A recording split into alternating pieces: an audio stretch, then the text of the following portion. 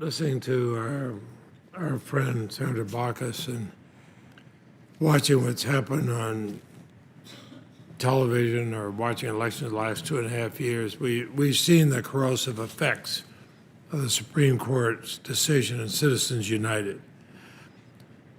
It's really hard to think of any Supreme Court decision that's had such a negative impact on our political process. Nobody who's heard the barrage of negative ads from always undisclosed and even worse, unaccountable sources can deny the impact of Citizens United. Nobody who's trained to hear the voices of the voters that are lost among the noise from super PACs can deny that by extending First Amendment rights in the political process to corporations, 5 justices put at risk the rights of individual Americans to speak to each other and crucially to be heard.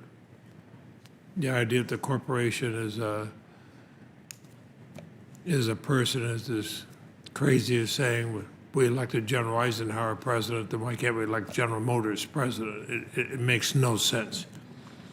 But those same 5 justices doubled down, as Senator PACS would agree, when they summarily struck down the 100-year-old Montana law.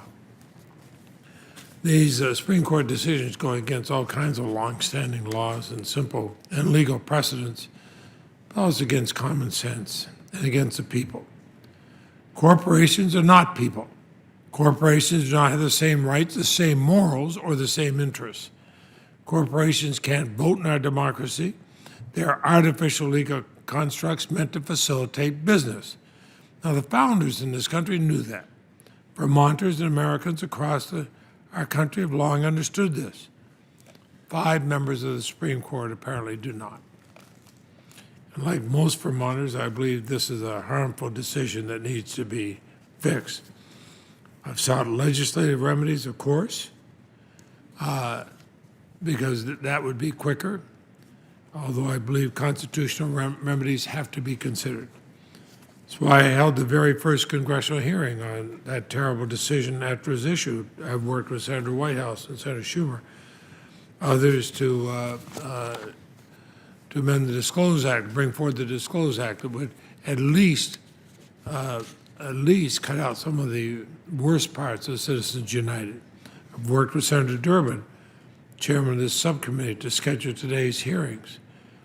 And Senator Durbin, I do thank you for holding this hearing. It's extremely important. He's been not only a leader on this, but he's been a leader in shedding light on the effort in so many states to deny millions of Americans access to the ballot box through voter purges and voter ID laws.